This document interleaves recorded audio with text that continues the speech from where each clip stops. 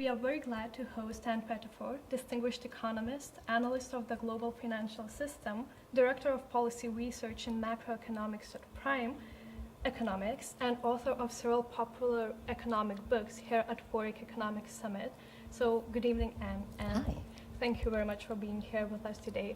And just to kick off, for all those who are not able to attend the summit this year, could you please summarize the key points of your speech entitled Democracy Failing to Protect Against Economic Failure, and just the main message that you hope the audience to take away from it?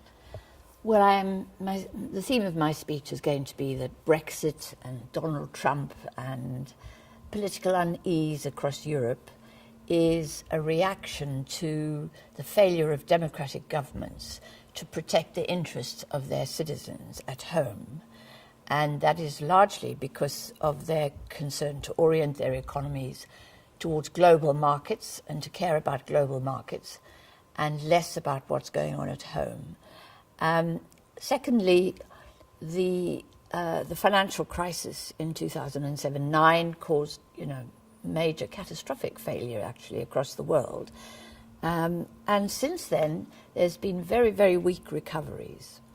So while every quarter the central banks are pumping something like $500 billion into the global banking system to keep the banks give them a form of life support, an awful lot of money. And that money, or if you call it money, that liquidity, that financing is going into the financial system, the banking system, not into the economy. At the same time, wages have fallen in real terms. In Britain, there's something like 10% below what they were at the time of the crisis.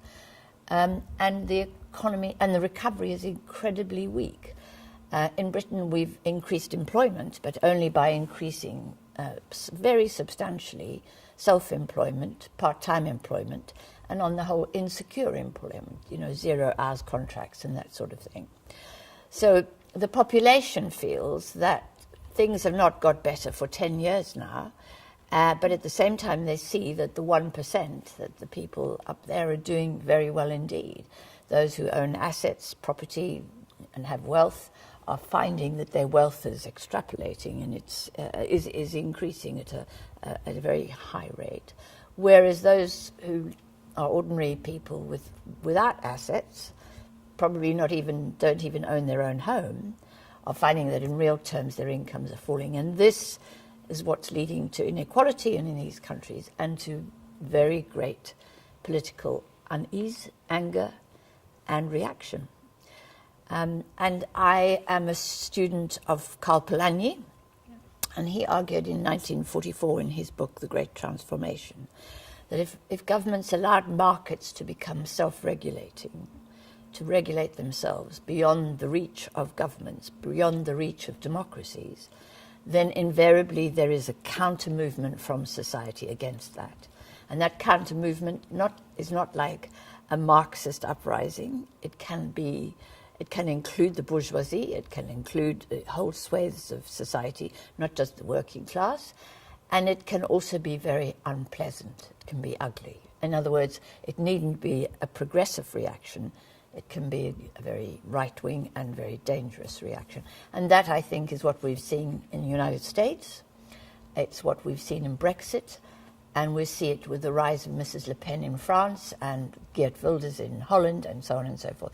That's when society says, if you're not going to look after my interests, I'm going to demand, greater, more nationalism, more concern with the domestic economy. Okay, so thank you very much. It's very interesting, and we are looking forward towards your speech. And it's interesting that you mentioned Brexit, Trump, Le Pen, and all those kind of people. And they are obviously the result of the rising populist movement across Europe and the US and the whole world, indeed. Yes. So do you blame economy and the liberal economic structures for the rise of populism, or are there any other factors into this equation? Well, I mean, who to blame? There are plenty of people to blame, but I blame mainly the finance sector. And I blame the fact that the bankers, the people involved in financial institutions like hedge funds and so on, want to not have supervision by governments. They're anti-regulation. They want to be free to speculate and gamble in the international capital markets, and if it results in crisis, well, so be it. They don't believe that democracies should oversee their activities. So that's on the one hand. And on the other hand, I blame both policymakers and economists in particular. So we learned from the 1920s and 30s that it was dangerous to leave the finance sector to go wild, really, to behave like the parallel for me is with the sorcerer's apprentice. The sorcerer leaves the studio to go to lunch, and the apprentice thinks he can use some of the magic of the sorcerer, Goethe's Sorcerer's Apprentice. He thinks he can use some of the sorcerer's magic, and then he won't have to clean the studio himself. It'll happen by magic. And the next thing, there are dozens of pails of water all over. There's hundreds of brooms, and the studio is flooded, and there's chaos, right? And in a sense, that's what the finance sector does, because it's no longer, if you like, under the guidance of regulatory democracy. But I argue also that economists have argued for this, and it's not that they've argued for, if you like, I mean, many of them have argued for liberal finance and for deregulation of the finance sector, but mainly they've ignored what's going on in the finance sector. Why? Because they don't include money, debt, and banks in their analyses, in their theory, or indeed in their models. If you look at most economic textbooks, there's very little about what is money, debt, and banks.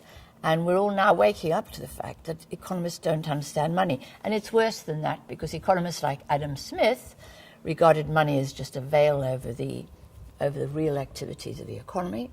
And then very well-known economists like Paul Samuelson said that money just added an obscuring layer across the real activity of the economy, which is equivalent to barter.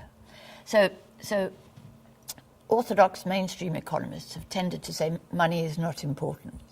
Finance sector is thrilled that nobody thinks what they do is important, and nobody is studying it and researching it and getting engaged in it. So the finance sector can go off and do what it likes, and the economics profession on the whole focuses on microeconomics, what's going on here, and not macroeconomics. Macroeconomics has been quite unfashionable within the profession. And so because they're so distracted by what's happening here, the finance sector has been free, if you like, to do as it pleases. And when the crisis came, the economists just shrugged their shoulders and said, nothing to do with me. And I always ask, if you said to aeronautical engineers, when there was a huge plane crash and 800 people die, if you said to them, Scott, who's responsible? They wouldn't say nothing to do with me, Gov. It was the pilot, or it was the staff on the plane, or it was the passengers who had too much luggage. No, aeronautical engineers and physicists take responsibility for keeping airplanes up in the air and keeping people safe. And they have a fantastic record for that. But economists don't take responsibility for that. They regard the crisis as something which is not really their business. And that is a deep flaw in the profession, and it's dangerous, and it's what enabled, hedge funds and speculators to go crazy, actually, and cause great damage to the economy. Okay.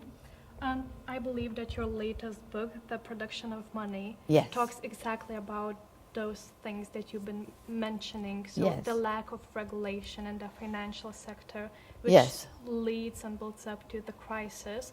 So do you believe that in order to have well-functioning economies, we need more regulation right now?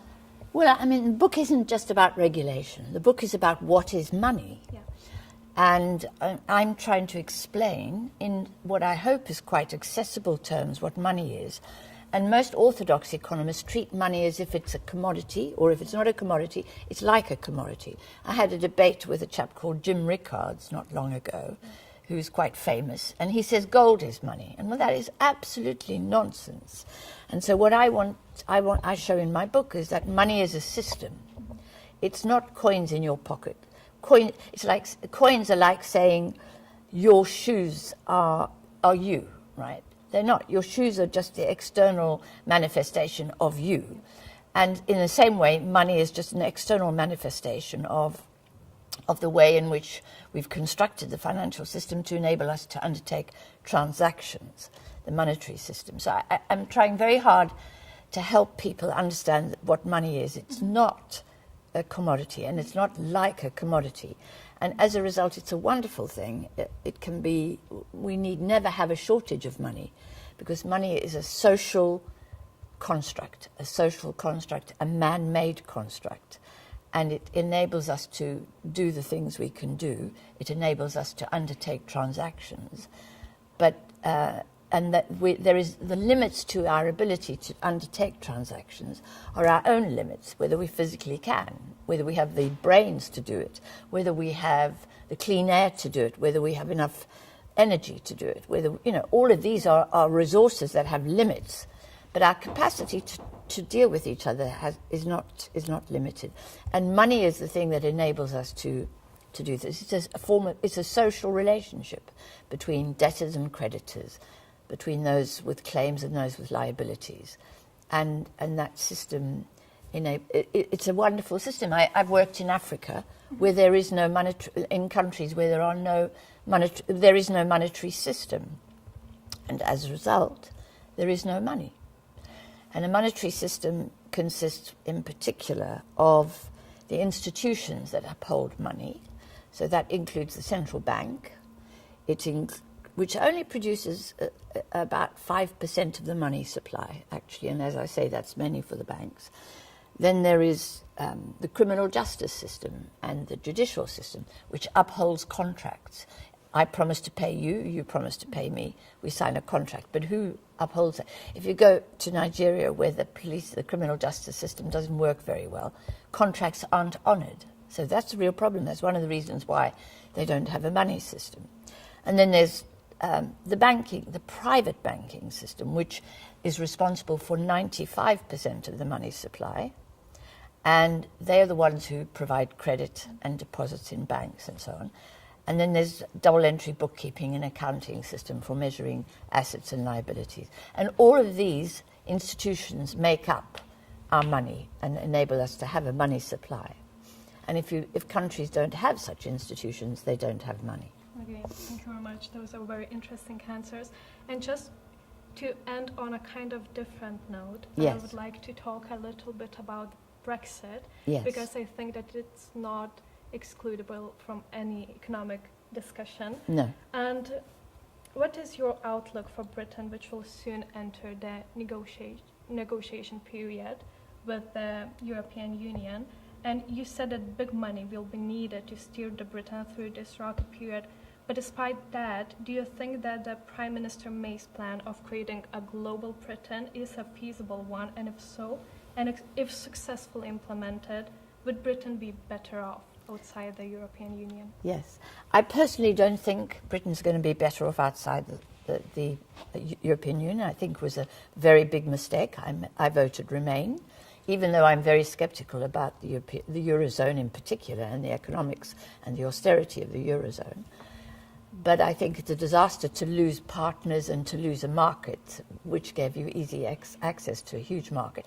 And it's also a disaster to lose an alliance which would place Britain in amongst Europeans who share a lot of our values. And now if we look at what's happening geopolitically, we have the United States on the one hand, where there is no health service and no maternity care and so on and so forth. And then we have China. And we belong to a block of quite progressive thinking, and we're leaving it, and that's a mistake, in my view. But the economic consequences, I mean, Britain will be able to do trade and undertake trade. We don't make enough at the moment. We have an enormous deficit. We're going to have to start working hard and making and selling things in order to pay for all those iPhones that we import from China and so on. So that's going to be a problem for us. And we're going to have to face barriers as we trade and so on. So I don't think the outlook is rosy at all. I think it's going to be hard. And in addition, I've just been reading about the 60 billion euros that we have to pay, that we owe the EU, and who knows where that will come from and what it will be, where it will come from. But the really big issue is this, that Mrs. May, on the one hand, talks about caring about the left behind, but at the same time she says Britain is going to be global. And my view is that the government's orientation is to the global, right? And last week, I'd like to tell the story, last week a little tea room in a castle, I think it's called Highcliffe Castle, in Dorset, has been run by a British guy for about 17 years. He's run this little cafe and made a good business, and everybody likes his tea room. And then the council decided to put it out to tender as part of this new thing of we've got to tender everything all the time. And the tea room was purchased by a $14 billion behemoth, a company based in Philadelphia called Aramark. Now, the idea that this little British minnow, tiny little fish, can compete with this big global mobile shark, which is Aramark, is ridiculous. That's not competition. That's not free competition. That's slaughter, actually. It's economic slaughter. What's going to happen is that that man and his family are going to be left behind. They're the ones, and I'm pretty sure the big global corporation's going to come in and say it's overstaffed and it's not efficient and let's get rid of this, that, and the other. It's going to change. And the people who lose out from that are going to feel very, very angry. Now, Mrs. May says she cares about those people, but actually she cares more about these global corporations and their ability to move around the world without any barriers to mobility. And I think it's that divergence in her thinking. It's that kind of what's the word I want? You know, it's a twin track approach, which with really the emphasis on the global and not on little families in Dorset, and that's going to make people even more angry. So who knows, you know, what politically will happen if this gets worse. Okay, thank you very much for your opinions and your perspectives. Unfortunately, we have to end our interview. So right. Thanks again. Thanks, pleasure. Thank you. Thanks very much.